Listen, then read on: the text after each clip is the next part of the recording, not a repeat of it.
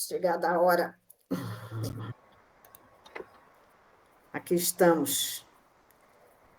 E Denise? Tudo Oi, bem? Carla. Resolveu tudo? Eu Resolveu? só não estou bem, que eu não estou enxergando direito, né? Vou Mas precisar da ajuda marcou? dos universitários. Claro, mas marcou a cirurgia? Não, agora tem que marcar o cardiologista para fazer um resumo dos exames todos meus, para poder ver se eles Risco, né? aprovam ou É não. o É, risco, né? Risco cirúrgico, né? exatamente. Ele fez a medição da lente para colocar. Porque eles não me explicaram, falaram assim, dia 30, não sei o quê, no hospital tal, entendeu? Na Entendi. clínica do Instituto dos Olhos. E É aí mesmo, em Petrópolis, né? é a pintura em Petrópolis. Olha, menina, por que estava cheio? É gente de Paracambi, gente de Miguel Pereira, gente de Nova Friburgo, gente de Teresópolis, tudo quanto é lugar. Então, e cada um foi com seu acompanhante. Então, se Aí tinha 100 encheu, né? pessoas, com certeza tinha muito mais de 100. Mas aí Caramba. vamos lá.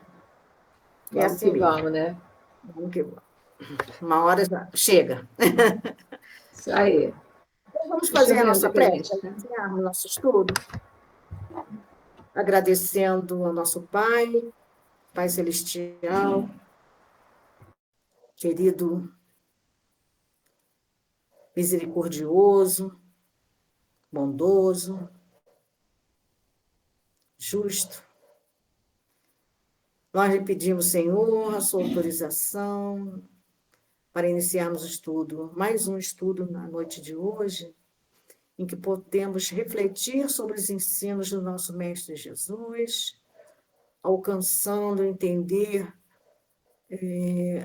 ainda mais profundamente esses ensinos que nos chegaram através da, da caneta de Carribar Schutel, nas suas reflexões, na sua fidelidade aos ensinos básicos, né, do nosso mestre, aos ensinos básicos do Espiritismo.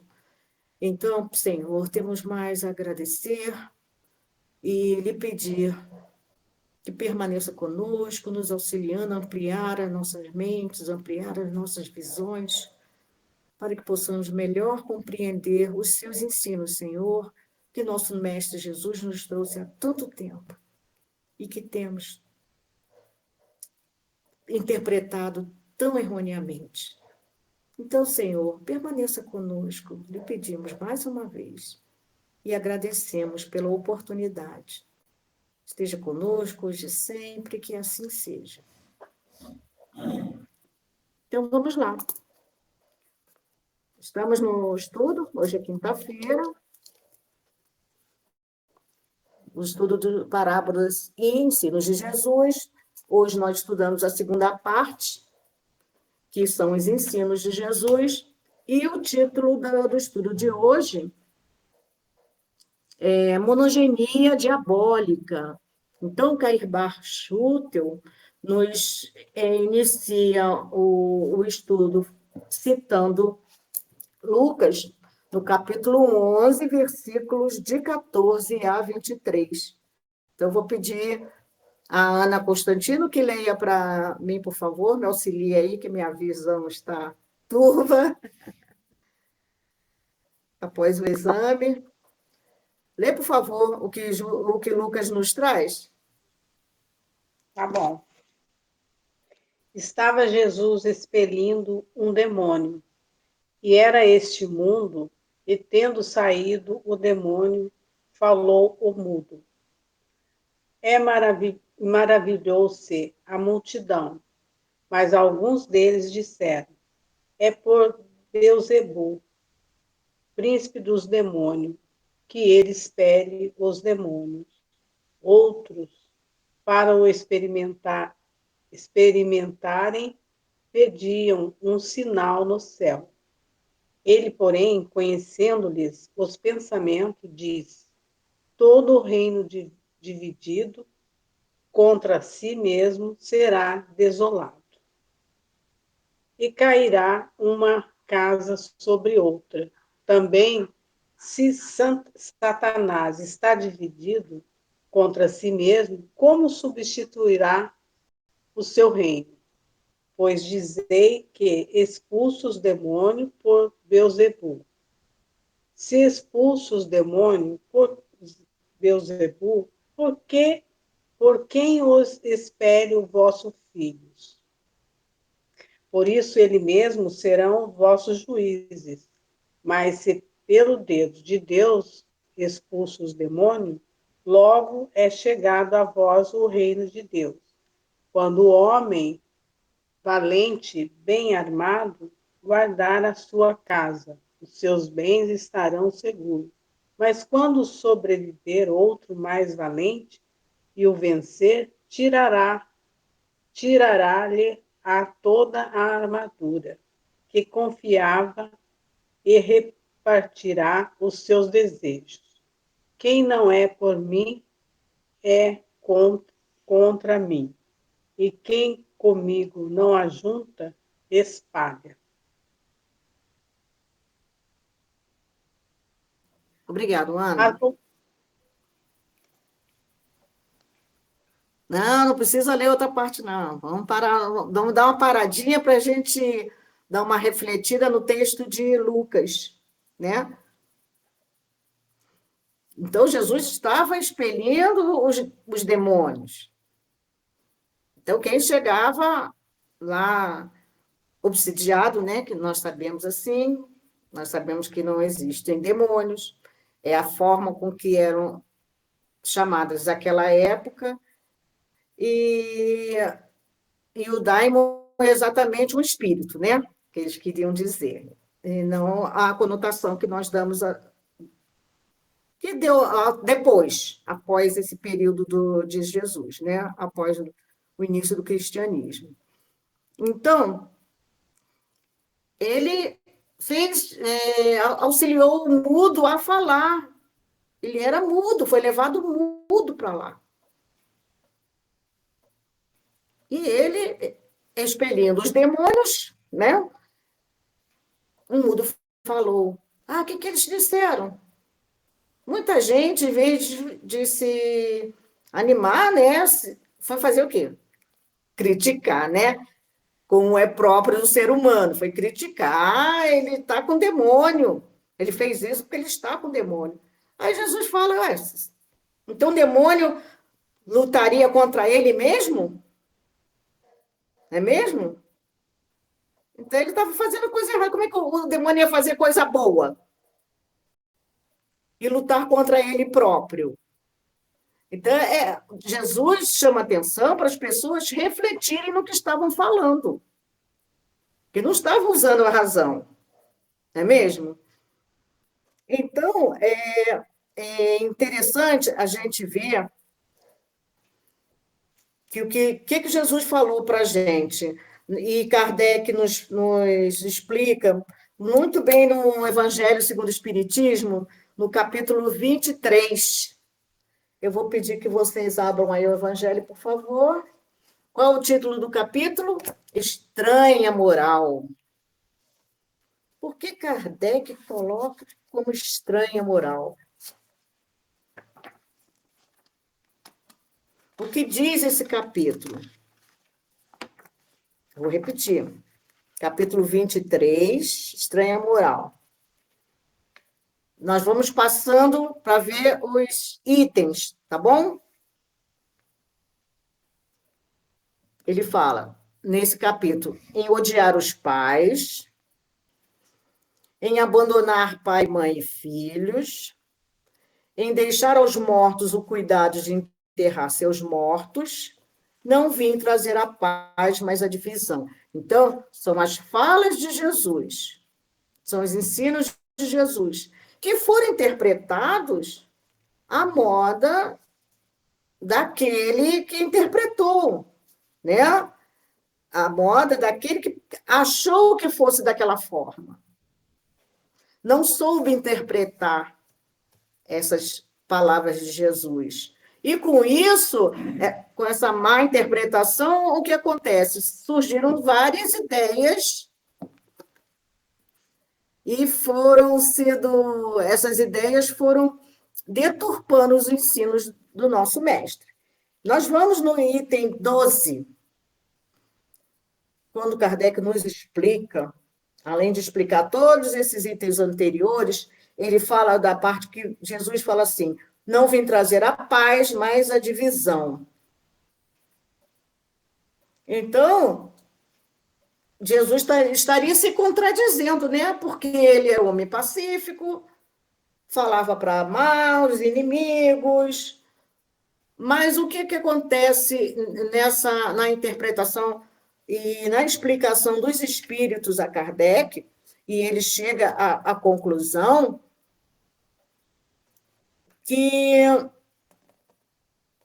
não é exatamente o que ele quis dizer, ele não estava se contradizendo. É uma estranha moral, por quê?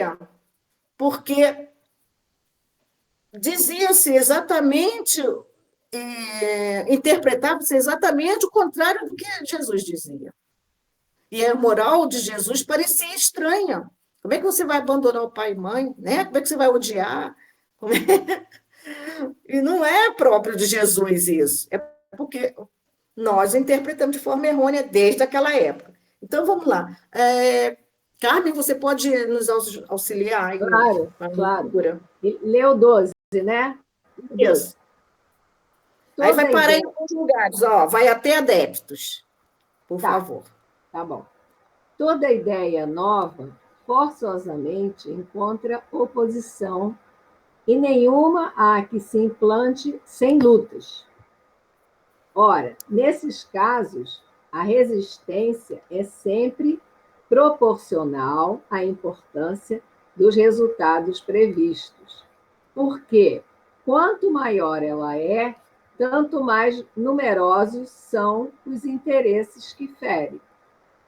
Se for notoriamente falsa, se a julgam isenta de consequências, ninguém se alarma. Deixam-na todos passar, certos de que lhe falta vitalidade. Se, porém, é verdadeira, se assenta em sólida base, se lhe prevê em futuro, um secreto pressentimento adverte os seus antagonistas de que constitui um perigo para eles e para a ordem de coisas em cuja manutenção se empenham.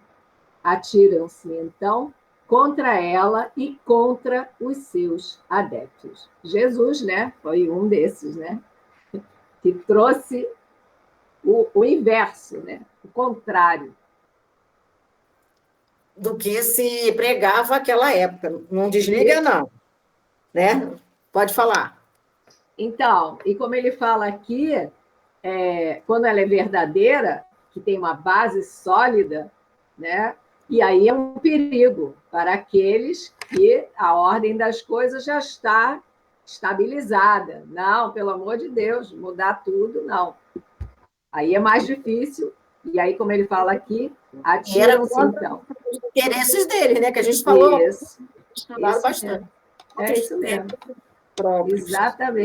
Exatamente. E agora, você quer que eu leia mais? O que você quer que eu faça? Você leia, por favor. Voltar ao livro? Não. Não. Aí mesmo no Evangelho. Tá. É no 14 agora. Tá bom. É de notar-se que o cristianismo surgiu quando o paganismo já entrara em declínio e se debatia contra as luzes da razão. Ainda era praticado pro forma. A crença, porém, desaparecera. Apenas o interesse pessoal o sustentava. Ora, é tenaz o interesse, jamais cede à evidência. Irrita-se tanto mais quanto mais peremptórios e demonstrativos de seu erro são os argumentos que se lhe opõem.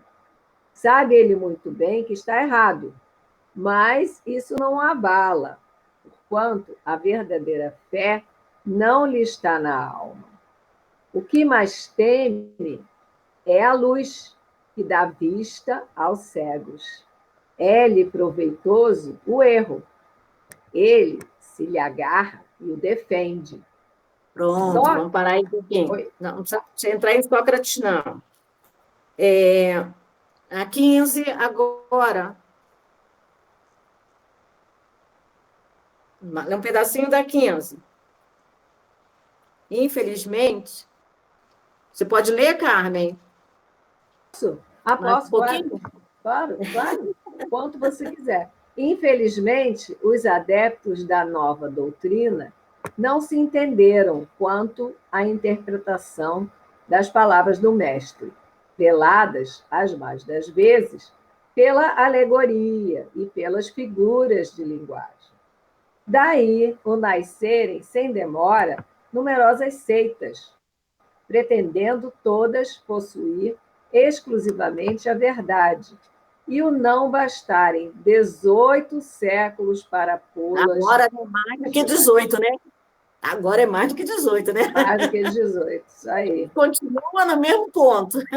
Vamos lá, continua. Olvidando o mais importante dos preceitos divinos, o que Jesus colocou por pedra angular do seu edifício, e como condição expressa da salvação, a caridade, a fraternidade e o amor ao próximo. Aquelas seitas lançaram anátema umas sobre as outras, e umas contra as outras se atiraram, as mais fortes esmagando as mais fracas, afogando-as em sangue, aniquilando-as nas torturas e nas chamas das fogueiras. Vencedores do paganismo, os cristãos, de perseguidos que eram, fizeram-se perseguidores. A ferro e fogo foi que se puseram a plantar a cruz do Cordeiro, sem mácula nos dois mundos. Pronto, pronto, tá bom. Tá bom, obrigada, tá? Aí ele diz depois, né? A culpa disso da doutrina do Cristo? É claro que não, né? Porque a doutrina do Cristo condena toda a violência. Qual é o problema? A responsabilidade pertence a quem? Àqueles que interpretaram falsamente a doutrina e transformaram em instrumento para lhes satisfazer as paixões, né? Pertence àqueles que desprezaram as palavras. Meu reino não é deste mundo. Então, é a complementação no Evangelho, né, que a gente utiliza, complementar, para apoiar a base em que o Cair Barchutel traz nesse texto, que é um texto de muita coragem, né? Porque ele escreveu em 1928, não é isso? E a religião católica, naquela época, era a que vigorava no país inteiro, no mundo todo, né? Era a mais forte, né? Que se disseminou mais pelo mundo. E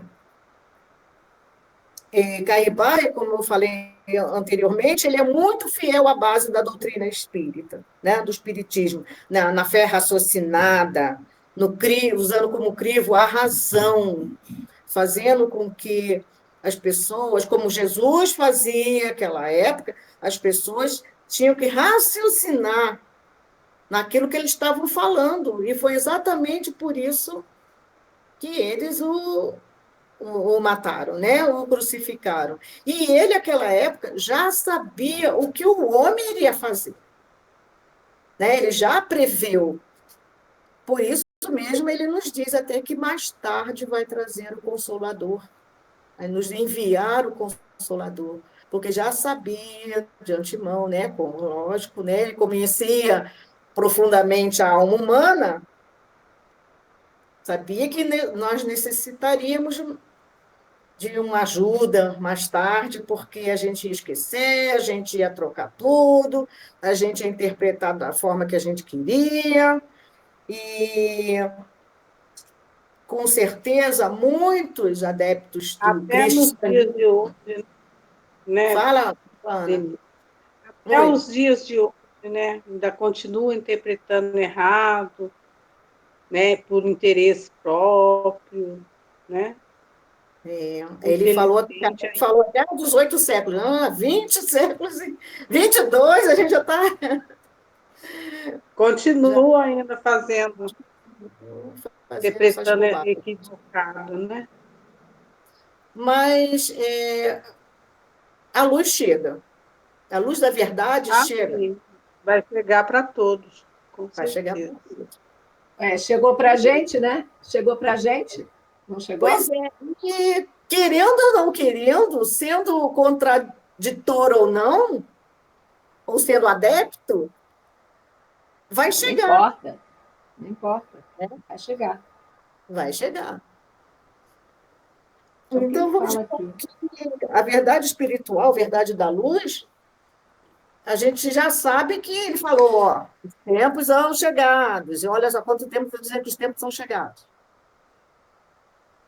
Né? E nós fomos alertados sobre de que forma chegaria. A gente interpreta, continuou interpretando mal, mas agora a gente já está tendo a percepção de que não era bem daquela forma que a gente estava imaginando, né? Essas pandemias, tudo que está acontecendo no mundo agora, já era previsto. E é exatamente o fim dessa era onde o mal predomina. É o fim, não é o fim do mundo, é o fim da era do mal. Não é isso? É o início da era do bem, a começar a se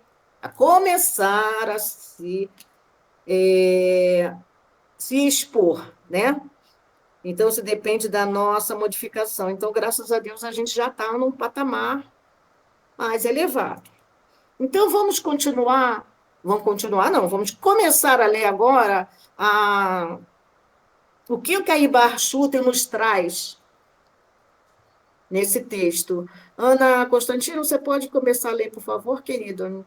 Me auxiliando aqui na minha visão turva. Às vezes eu consigo ler um pedacinho, mas não dá para ler muita coisa. Tá bom. As doutrinas romana e protestante, não há negar, constitui a edição aumentada e ilustrada da religião judaica. Seus pontos de contato são tão frisantes mormente no que se refere à romana. Seu sistema tão saliente que pode-se afirmar sem medo de errar. São elas um prolongamento do judaísmo. Com a construção filosófica que serve de base à doutrina judaica, pouco difere da que orienta os asseclas do romanismo e do protestantismo. O espírito de orgulho não se salienta mais naquela do que neste. As estultas pretensões de posse da verdade absoluta, mantida pelos sacerdotes judeus, caracteriza hoje os padres e pastores.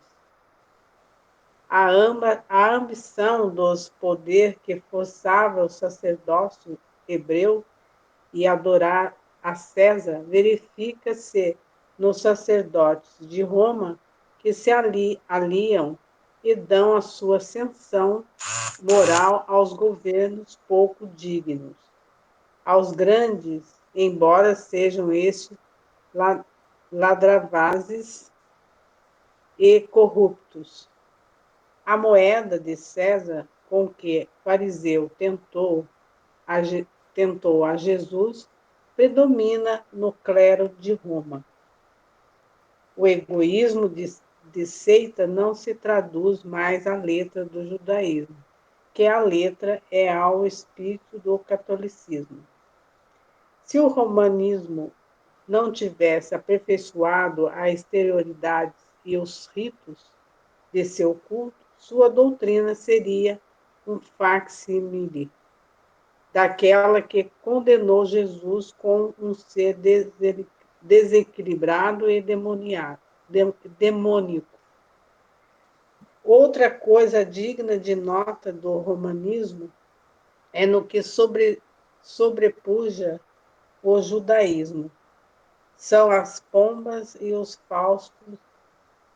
fausto de que se reveste. Nunca se viu em todas as épocas sacerdócio mais amigo de grandeza, de ouro, de pedrarias, de púrpuras, de brocados, de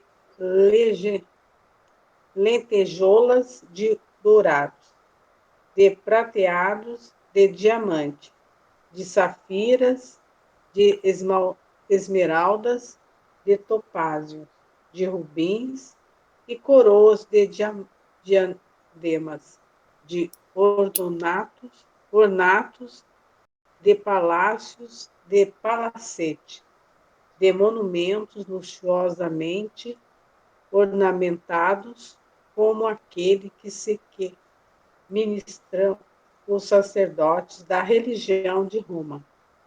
As pompas, as cerimônias, as solenidades, as festas e festanças, os festins, festividades com que o romanismo agita povos, cidades, vilas e aldeias, ultrapassam todas as cerimônias e pompas do judaísmo, tão condenados pelo Cristo, ultrapassam mesmo duro e de zelo, mas ninguém o pode contestar. As festas do boi, ápice dos egípcios, as bacanais gregas, as saturnais romanas, as festas de Cibele e as doidos da Idade Média. Se Pronto, por Ana. outro lado, Pronto, Ana, obrigada. Vamos dar uma interpretada aí nessa parte. tá bom. O que você conseguiu entender disso aí? O que É o tem embaixo? materialismo, né? O materialismo, não é? Essa coisa mundana, vamos dizer assim, né? Que nada, aí não tem nada espiritual, né? Uma elevação, é mais terra a terra mesmo. É o que a gente vê em muitas crenças, né? A gente ainda tem a gente traz ainda essas questões enraizadas, né? Isso, e ataca principalmente a Igreja Católica, falando que Sim, ela supera nas suas pompas, nas suas joias, nos seus ornamentos, nos seus palacetes, a época do judaísmo. é, vai levar E o que, tempos que e tem de tempos ainda cristão? para O se que, que libertar. tem de cristão nisso? O que o Cristo falou? Sejamos humildes, sejamos os servos, né? Simplicidade, né? Simplicidade. Nossa, ele Simplicidade. traz esse, E ele ainda pede, né, para seguir ele, a gente tem que se libertar se libertar. né, dessas Esse coisas para trecho, poder seguir Cristo, né? E não é bem assim que a gente faz, né? A gente quer ir, mas quer levar os bens junto, é, esse último trecho que a Ana leu, meu Deus do céu, não, é uma coisa impressionante, que é exatamente isso tudo. nunca. E A gente, quando ainda, está no catolicismo, a gente não consegue ver isso aí. Não é não verdade? consegue, A é gente não verdade. consegue, por Não incrível que consegue, pareça. mas esse Papa Francisco, ele tentou, né? De alguma forma, você vê que até a roupa dele é mais simples, né? Mas ele pediu mais simplicidade, ele tentou diminuir um pouco toda essa Pompa. exaltação aqui, essa pompa toda. A gente vê o movimento desse Papa diferente dos outros, né? Muito diferente, mas você lutar contra uma tradição, uma coisa já estabilizada, exatamente quando fala isso aqui, né? Uma coisa já estável, a gente leu aqui no Evangelho, né? Isso. Não, a gente leu aqui não, a gente leu no Evangelho. Essa coisa já estável, né? Você mudar uma coisa que já está estabilizada, que já está arraigada, é ir contra, né? Contra o que já está estabelecido. Então, ele traz aqui esse último trecho que a Ana leu, Nossa Senhora, credo. E ele é firme, ele é corajoso. Realmente, muita coragem mesmo. É de 1920, né? Assim, é uma corrente pesada que você vai carregando, né? É. Arrastando. Não é? É uma prisão. Isso aí é uma Isso, prisão. a prisão Do do espírito. homem, É, né? Do ser, do espírito. é, Porém, o que acontece? Como Jesus falava naquela época aos judeus, né? O que Jesus falava? Hipócritas, né? São falsos, né? São hipócritas, pregam uma coisa e fazem outra fazem outro. É o que a gente vê muito ainda, infelizmente. ainda. E as religiões que seguiram, que diziam seguir o Cristo, foram exatamente se formando com fundamentos contra o que Cristo dizia. Porque se fosse exatamente conforme o Cristo dizia, a igreja romana não seria essa que está aí.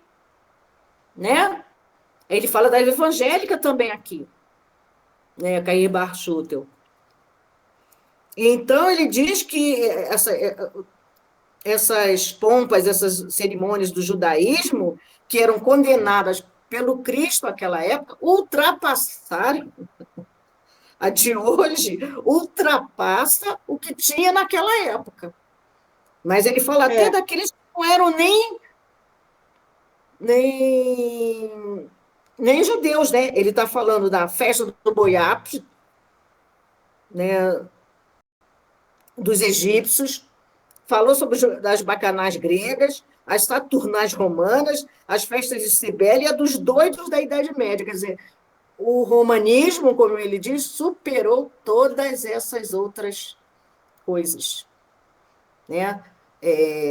Deixou crescer esse egoísmo, esse orgulho, essa vaidade, essa vontade de dominar, né?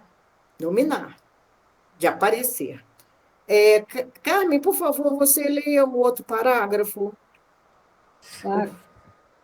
Se para a por gente outro concluir lado, se isso por aí. outro lado, passarmos em revista o dogmatismo feroz com que o judaísmo mantinha escravizado o povo inteiro, não deixaremos de verificar que na sinagoga ainda havia um raio de tolerância que permitia o confronto das escrituras, ao passo que na igreja nada mais se ouve que o duro e monótono ritual, que não afeta a inteligência nem toca o sentimento. Satanás, inferno eterno, figuras salientes do judaísmo, ajustaram-se perfeitamente ao romanismo e protestantismo, estendendo ainda mais a sua ação. As preces pagãs condenadas nos evangelhos constituem fonte de renda para a igreja, e os sacramentos, habilmente revistos, foram revestidos de pompas que proporcionaram propinas vantajosas às finanças religiosas de Roma. O Hades dos gregos e a Gena dos judeus foram transformados em inferno purgatório, limbo e o reino dos céus, que o Mestre disse achar-se em nós, foi deslocado para além do firmamento. E só tem direito à entrada aqueles que levarem ingresso do representante de São Pedro. O Código Penal e o Código Civil do judaísmo também passaram por uma inteligente revisão, sendo-lhe acrescentados direitos e ordenações atenuantes e parágrafos agravantes. A indulgência, as promessas e os óbulos não foram esquecidos para consubstanciar a vida do romanismo e fortificar o seu poder. É quase que absoluta a paridade existente entre o romanismo e o judaísmo. O catolicismo é, pois, uma ramificação, ou seja, um complemento ilustrado do farisaísmo, e por constituição monogênica, após sucessivos crescimentos, se apresenta tal como o ser que lhe deu origem, com a simples diferença do progresso realizado devido às influências do meio e do tempo. Seus pontos de contato são tão frisantes, seus sistemas tão salientes, suas práticas tão semelhantes, que não é para admirar tenha o catolicismo repelido o espiritismo, pelo mesmo motivo pelo qual o judaísmo repeliu o cristianismo, e, usando até na impugnação, a mesma proposição atirada à face do Cristo Jesus. É por Beelzebul que ele expele os demônios. Mas é chegado o tempo de brilhar a luz. E assim como desapareceram na Terra o iguanodonte e o megalossauro, o catolicismo, como o judaísmo, semelhante a múmias, relembram um passado de ignorância e de atraso. Servirão como padrões a lembrar essas gerações incultas, amortalhadas na noite dos tempos. Quanto a Satanás e Beelzebul, pedimos ao leitor consulte nosso livro O Diabo e a Igreja em Face do Cristianismo. Muito perfeito, né? Muito perfeito. É um exame assim bem Criterioso, né? Bem, nossa, muito perfeito. Ele se adequa melhor, né? Ele se atém às bases do espiritismo para fazer essa comparação, para que a gente perceba exatamente qual durante esse tempo todo, né, a gente consegue, histórica, né? Essa visão histórica do cristianismo, que Jesus previu isso tudo, que nós adulteraríamos a sua doutrina, que nós necessitaríamos, como eu disse anteriormente, do Consolador para nos relembrar tudo que a gente esqueceu, que a gente quis esquecer, né, por interesse próprio, tudo o que se deturpou, e Kardec nos trazendo, os espíritos nos trazendo, né, pelo auxílio das mãos de Kardec,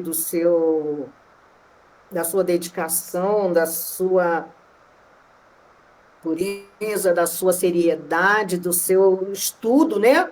Seu cientificismo. O que acontece com a gente, com o ser humano? Ele foi dando asa, deixando crescer tão mais a asa da intelectualidade, né? E a moral foi ficando atrás. E a ciência foi se distanciando da moral. E nesse distanciamento a gente acaba deixando que o orgulho e o egoísmo tome conta do nosso ser, né? Fazendo com que a gente apenas olhe para nós mesmos sem olhar o outro que está ao seu lado, perdendo essa base que Jesus nos dá de que devemos amar, que o amor é que é a alavanca do progresso. Não adianta progredir em inteligência se não progredir em moral. E eu lembrei também, nesse texto de Carribar Schutel, do estudo que nós fizemos na quarta-feira de Emmanuel, em que a Rose nos trouxe o discurso do bispo no concílio, se não me engano, 1804, 1840. Nesse concílio, em que foi decidido a infalibilidade do Papa. Foi votado nesse concílio. E esse bispo... Credo, jura? Então, ele não é falível. Ele não é falível. Não é falível. Tá? E eles acabaram, o concílio acabou assinando que o Papa não é falível. E esse bispo foi exatamente o que fez o discurso contra. E ele foi severo. Aí, como diz a Rosane, ele foi inspirado pelos bons espíritos, ainda que vieram ao tempo de Kardec, né? Para poder orientar, para a gente ver realmente o que é. Mas, mesmo assim, ele foi vencido. Mesmo assim. Então, a verdade está sempre sendo vencida por nosso orgulho, por nosso egoísmo. Mas, querendo ou não, como já falei anteriormente também, a verdade virá. Ela surgirá. É como se diz que aqui tem no final, mas é chegado o tempo de brilhar a luz, exatamente isso que você tinha falado. A luz da verdade, vai chegar. Exatamente. A Terra já teve os animais imensos e acabaram, né? E aí, já as gerações incultas, então vai chegar o tempo, vai chegar. E nós estudamos também que as gerações novas estão vindo. Isso, todo o antigo será substituído pelo novo. Então, essas verdades que não são verdades, né? São as nossas verdades, serão substituídas pelas verdadeiras verdades, vamos dizer assim, né? Pela verdade do Cristo, pela verdade da lei de Deus, dos ensinos que o nosso mestre nos trouxe, que provém do nosso Pai. Não é mesmo? Então, esse capítulo muito bom. Eu esqueci de falar. Quando eu pesquisei sobre monogenia diabólica, eu quis ver o significado da palavra monogenia. Ele fala que no final, entendeu? Mas eu não tinha visto antes, no início. Monogenia é o substantivo feminino, modo de geração que consiste em separar de um corpo organizado uma parte, que se transforma em um novo indivíduo, mais tarde semelhante ao que lhe deu origem. Então, tira uma parte daquilo, aquilo vai virar exatamente igualzinho àquele que foi tirado à parte. Então, ele aqui no final, deixa eu ver se eu consigo localizar.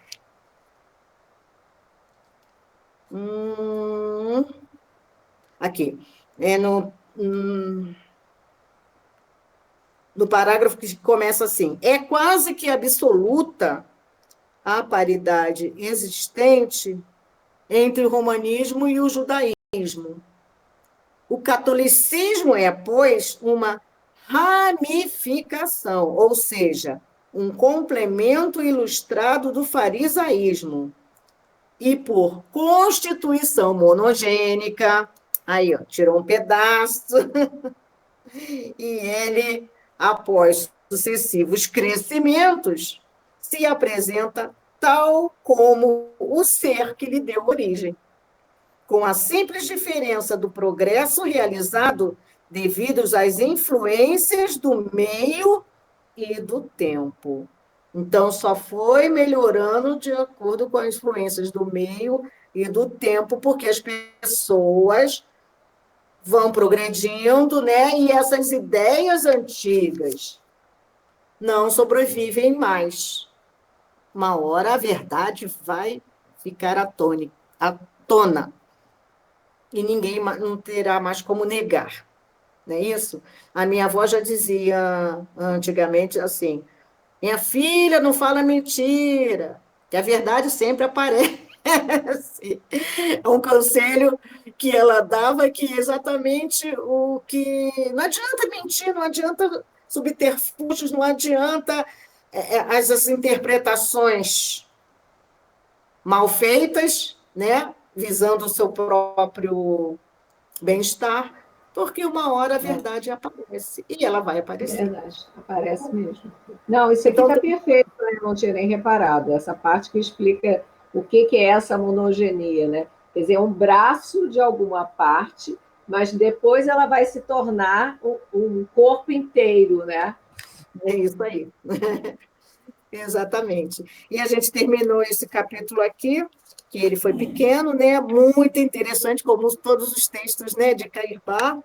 E É na próxima verdade. semana a gente vai fazer a salvação pela fé, ok? Dia 7, né? Tá ótimo. Isso, vamos marcando aí, marcando o calendário. 7 de junho. Ou de junho, de julho. Júlio, Opa! credo. Daqui a pouco tem Porque o árvore de projeto é Natal muito aí. rápido, temos que sempre seguir em frente, tá bom?